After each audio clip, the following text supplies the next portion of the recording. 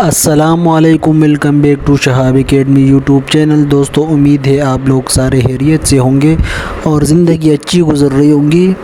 آج کی پھر ایک نئی اپڈیٹ کے ساتھ، ایک نئی ویڈیو کے ساتھ آپ لوگوں کے سامنے حاضر ہے۔ تقریباً بہت ٹائم سے، 1-2 مہینوں سے اس دن کا انتظار تھا۔ آج تقریباً 9 جون ڈیٹ ہے اور سرپلس کا کیس کی ہیئرنگ تھی مردان اور پشاور ہائی کورٹ کے مردان بینچ میں، اور اس کیس کا آج ہیئرنگ تھی اور AT-B8 والوں کی بھی ہیئرنگ تھی۔ تو اس کی اپڈیٹ دیتے رہے، اس کی اپڈیٹ کے لیے ویڈیو بنا رہے ہیں۔ صبح سے ہمارا انتظار تھا کہ آج فیصلہ ہو جائے گا اور سب کی کنفیوژن اور ٹینشن ختم ہو جائے گی، کیونکہ بہت ٹائم سے یہ ڈیلے کر رہے تھے اور بہت ٹائم سے یہ اسٹے تھا۔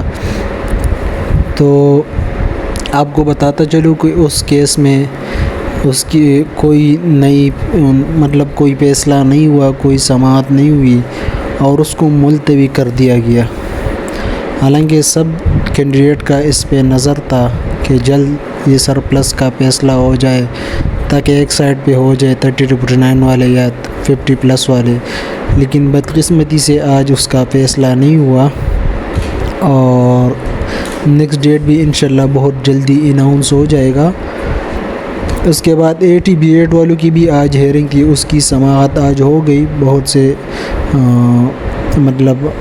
دلائل نہیں، اس کی ہیئرنگ ہو گئی، دونوں وکیل کی طرف سے باتیں ہوئی ہے اور نیکسٹ ڈیٹ جو دیا گیا ہے کل کا، انشاءاللہ اس کا حتمی فیصلہ بھی آ جائے گا۔ AT اور B8 کے جو مارچ کا کیس تھا 15 اور 20 والوں کا، تو اس کا جو نیکسٹ ڈیٹ ہے وہ 3 کا ہے۔